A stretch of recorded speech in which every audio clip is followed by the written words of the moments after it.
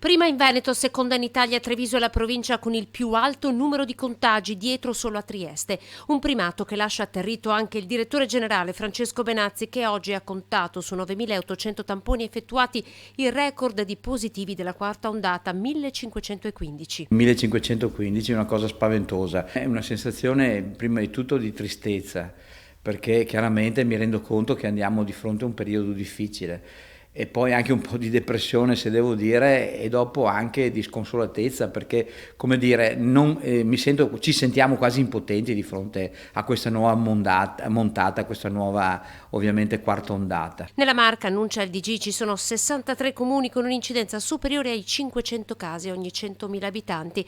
Ad aggiungere carico emotivo anche l'ennesimo atto vandalico che si è verificato questa notte al centro tamponi di Altivole, dove ignoti hanno divelto il palo dell'illuminazione all'ingresso, tranciando un cavo e facendo saltare la corrente. Poi hanno asportato un faro a LED. Danno immediatamente individuato dal Vigilantes, che ha causato un rallentamento di mezz'ora al lavoro dei sanitari, poco dopo ripristinato. Intanto anche il pronto soccorso è in sofferenza, con centinaia di chiamate in entrata nelle ultime 24 ore, per la maggior parte positivi non vaccinati e con sintomi. Noi ci troviamo nella condizione che il SUEM arriva anche a 500 chiamate al giorno.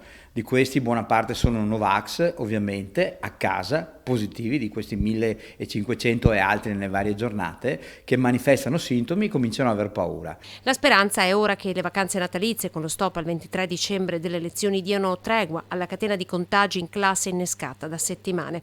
Il 18% dei positivi nella Marca ha meno di 12 anni.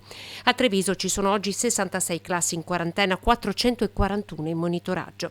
Per questo i punti tampone di Conegliano, Casiere e Castelfranco, sempre da oggi, sono stati convertiti solo per screening scolastici. Spero che l'esperimento funzioni e il messaggio che mando a tutti è: i Covid point che abbiamo aperto per le scuole sono solo per le scuole e verrete contattati con un'email, i genitori, quindi saranno solo per voi, per evitare che i bambini facciano le code. 9.700 le vaccinazioni effettuate ieri, un dato record, oltre 3.500 ad Ormelle. Ora che si contano anche i più piccoli, la copertura vaccinale nella Marca è del 77,8%.